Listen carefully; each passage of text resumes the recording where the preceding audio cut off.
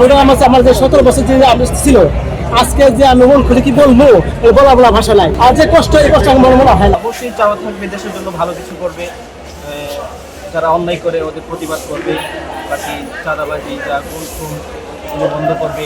ভোটের আগে প্রার্থীরা যেভাবে মানুষের কাছে গিয়ে কথা বলে সবসময় যাই, ভোটের পরেও সবার কাছে যাবে, গিয়ে সবার সুযোগ অসুবিধা কী বা কোনো কিছু প্রয়োজন হবে কিনা বা এলাকার জন্য উন্নয়নের জন্য কী প্রয়োজন সব কিছু নিয়ে কথা বলবে, ডিসকাস করবে। প্রার্থীর গুণাবলী বলতে যারা দেশের জন্য ভালো কিছু করবে, বাকি মানুষের জন্য, দেশের জন্য, দশের জন্য ভালো কিছু করবে তাদের।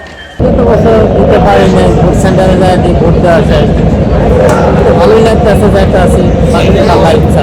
খুব ভালো দেখতে চাই এবং সুষ্ঠু এবং নিরপেক্ষ নির্বাচন ভোট দেখতে চাই। আগামীবার আমি আমরা প্রত্যাশা করছি দেশটা যেন সুষ্ঠু নিরপেক্ষভাবে চলে, দুর্নীতিমুক্ত এবং সন্ত্রাসমুক্ত যেন হয়। এবং বাংলাদেশ সৌন্দর্য এবং বিশ্বের মাঝে এক সুন্দর সুষ্ঠু দেশ হিসেবে পরিচিতি পাচ্ছে, এটা আমরা ভোট শেষে দিতে পারবে। এটা একটা নাগরিক অধিকার, প্রত্যেকের অধিকার আছে সুষ্ঠু সুন্দর পরিবেশে ভোট দেওয়া। এই আগামীর বাংলাদেশ দেখতে চাই, দেশে বেকারত্বের হার কমবে, কর্মসংস্থান বৃদ্ধি করবে, ভালো একটা সরকার গঠন হবে, এটি আমার কাছে আশা।